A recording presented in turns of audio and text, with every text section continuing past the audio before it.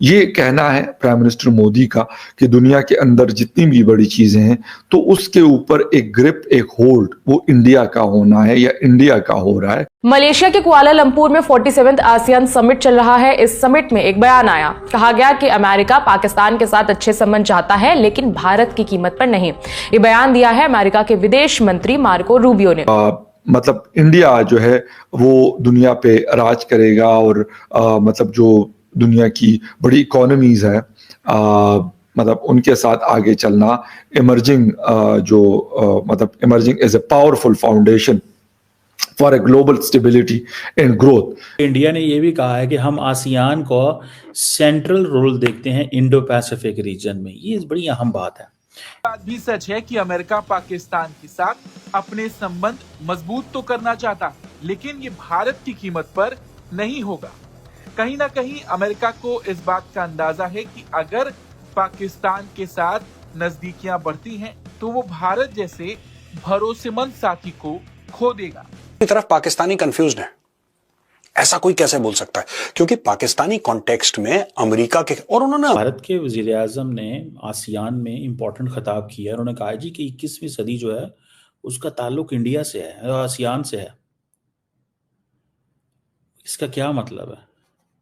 वहां पे तो अमरीकी सदर भी बैठे थे, चाइनीज भी हैं, सारे हैं, लेकिन वो कह रहे हैं कि भाई नहीं, ये हमारी सदी है। अमेरिका इंडिया के अंदर तिजारती मुआहदा होने वाला है। बड़ा स्टेटमेंट दिया है और कहा है कि तिजारती मुआहदा इंडिया अपने सर पे किसी और की बंदूक रख के नहीं कराएगा। मार्को रूबियो ने कहा था कि भारत और अमेरिका के बीच रिश्ता गहरा, ऐतिहासिक और बेहद महत्वपूर्ण है। उन्होंने साफ किया था कि अमेरिका पाकिस्तान के साथ अपने संबंध मजबूत करना चाहता है। ये स्टोरी ना ये पाकिस्तानियों को समझ में नहीं आती कि साहब अमेरिका को ललकार दिया। किसी ने किसी को नहीं ललकारा, हम किसी को ललकारते ही नहीं यार। नाम चाहते हैं कोई हमें ललकारे। दो तीन चीजें हुई, जैसे कि बात हुई यूएस इंडिया ट्रेड डील की। अब डोनाल्ड ट्रंप इसके ऊपर ट्रूथ सोशल पे दनादन बयान दागे जा रहे हैं। हालांकि भारत की ओर से उठाई गई चिंताओं पर रूबियो ने ये बात कही थी कि नई दिल्ली की बात समझ में आती है, लेकिन पाकिस्तान के साथ अमेरिका का कोई भी कदम भारत विरोधी नहीं। उन्होंने कहा था कि भारत एक परिपक्व और समझदार देश है। अमेरिका को दुनिया के कई देशों से संबंध बनाए रखने की जरूरत। कुल मिलाकर कुआलालंपुर में हुई जयशंकर और रूबियो की ये मुलाकात भारत अमेरिका रिश्तों को नई दिशा देने वाली रही। दोनों देशों ने ये संदेश दिया कि वो अपने रिश्तों को और मजबूत बनाने के लिए प्रतिबद्ध हैं। मार्को रूबियो ने कहा कि अमेरिका भारत के साथ गहरी, ऐतिहासिक और महत्वपूर्ण दोस्ती रखता है। तो ये बड़ा बयान उन्होंने दिया। साथ ही आपको बता दें कि ये और बड़ा बयान दिया कि अमेरिका को विभिन्न देशों से संबंध बनाए रखना चाहिए। इस बात की भी उन्होंने वकालत की। आगे मार्को रूबियो ने कहा कि मुझे लगता है कि भारतीय कूटनीति और इस प्रकार के मामलों में बहुत परिपक्व है। उनके कुछ ऐसे देशों के साथ संबंध है जिनके साथ हमारे संबंध नहीं है, तो यह एक परिपक्व व्यवहारिक विदेश नीति का हिस्सा है। मुझे नहीं लगता कि हम जो कुछ भी पाकिस्तान के साथ कर रहे हैं वो हमारे भारत के साथ संबंध या दोस्ती के नुकसान पर हो रहा है, जो ऐतिहासिक और महत्वपूर्ण है। ये तमाम तस्वीरें आपको बता दें सामने सीधे कुआलालंपुर से सामने आ रही है। मलेशिया में आसियान समिट के दौरान मार्को रूबियो के साथ एफ जयशंकर की मुलाकात हुई है। आपको बता दें कि इस मुलाकात में द्विपक्षीय बातचीत हुई है। इसके अलावा क्षेत्रीय और वैश्विक मुद्दों पर भी बातचीत हुई है। उन्होंने कहा जी कि आसियान जो है और इंडिया जो है ये मिल के 1/4 of the world population represent करते हैं और हमारी ज्योग्राफी भी एक है और हमारे बड़े करीबी ताल्लुकात हैं। ये वर्चुअली खिताब किया है उन्होंने 47 समिट जो आसियान की।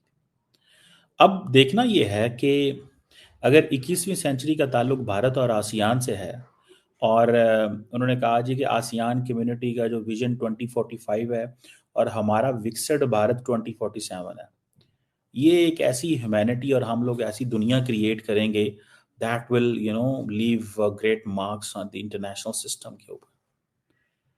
और दूसरी बात उन्होंने ये भी की, उन्होंने कहा जी कि भाई फ्यूचर जो है दैट इज आसियान की सेंट्रलिटी एंड इंडिया की जो एक्ट ईस्ट पॉलिसी है इसके ऊपर है। दुनिया will look at ASEAN and हम देख रहे हैं एक्ट ईस्ट पॉलिसी। और ये जो इंडिया की एक्ट ईस्ट पॉलिसी है that is the main pillar of India ASEAN ties. So दूसरा ये भी है कि इंडिया ने ये भी कहा है कि हम आसियान को सेंट्रल रोल देखते हैं इंडो पैसिफिक रीजन में। ये बड़ी अहम बात है। इसका मतलब क्या है? इसका मतलब ये है कि नरेंद्र मोदी साहब जो साउथ एशिया जो क्या नाम है उसका, ट्रम्प साहब जो हैं, जब वो ध्यान नहीं देते इंडो पैसिफिक रीजन को, तो वो उसका भी जिक्र कर रहे हैं कि भाई अगर इंडिया, ट्रम्प पीछे भाग भी जाएंगे और लिफ्ट नहीं कराएंगे आसियान को, तो हम तो है ना आसियान को लिफ्ट करा, इंडो पैसिफिक को कराने वाले। दोस्तों, 47वें एशियन समिट में इस बार सच में भारत का डंका बजा और पूरी दुनिया ने साफ साफ देख लिया कि नया एशिया भारत की शर्तों पर आगे बढ़ेगा। इंडियन डेलीगेशन की दमदार मौजूदगी और विदेश मंत्री जयशंकर के तीखे लेकिन संतुलित जवाबों ने माहौल बदल दिया। अमेरिकी विदेश मंत्री तक ने मीटिंग के बाद मान लिया, हम पाकिस्तान से दोस्ती चाहते हैं पर भारत की कीमत पर नहीं। यानी अमेरिका को भी समझ आ चुका है कि अब भारत अमेरिका रिश्तों की धुरी भारत की शर्तें हैं, कोई तीसरा एजेंडा नहीं। अमेरिका ने हाल में 50% तक के टैरिफ जैसे कठोर फैसले लिए, लेकिन मोदी सरकार ने झुकने से इनकार कर दिया और ट्रेड टेबल पर सख्त आत्मनिर्भर भारत की लाइन खींच दी। पाकिस्तान के साथ सीज फायर का क्रेडिट लेने की कोशिश भी वहीं धरी रह गई, क्योंकि सीमा पर शांति भारत की ताकत और रणनीति से आती है, किसी बाहरी दलाली से नहीं। यही कारण है कि ट्रंप बार बार मीटिंग के लिए उत्सुक हैं, पर प्रधानमंत्री मोदी ने स्पष्ट संदेश दिया, भारत किसी दबाव में नहीं आएगा, मुलाकातें भारत के हित देखकर ही होंगी। इसी आत्मविश्वास के साथ प्रधानमंत्री ने इस बार समिट में व्यक्तिगत रूप से न जाकर भी पूरी डिप्लोमेसी को रिमोट से डायरेक्शन दिया, और नतीजा, मंच पर भारत की पोजीशन सबसे ऊपर। आज भारत केवल अर्थव्यवस्था, टेक्नोलॉजी और रक्षा में नहीं, कूटनीति में भी सुपर पावर की तरह उभर रहा है। एशियन देशों को एक नई दिशा मिली है। अब समीकरण अमेरिका चीन के इर्द गिर्द नहीं, भारत केंद्रित संतुलन पर बनेंगे।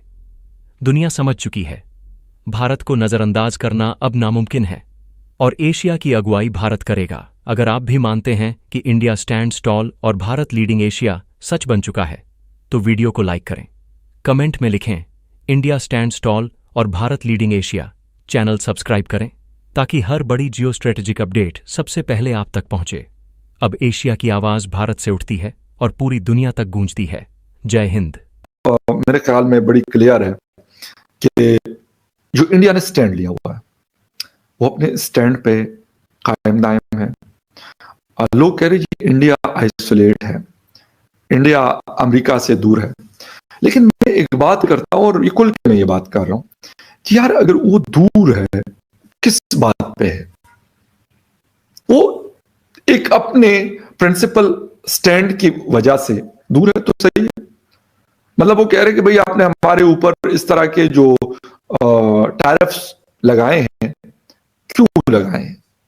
दूसरी बात जो है वो तिजारत के अलावा cease fire Pakistan and between India, उसका जो क्रेडिट बार बार वो कर लेते हैं, बार बार यहां पे भी वो बात करते हैं।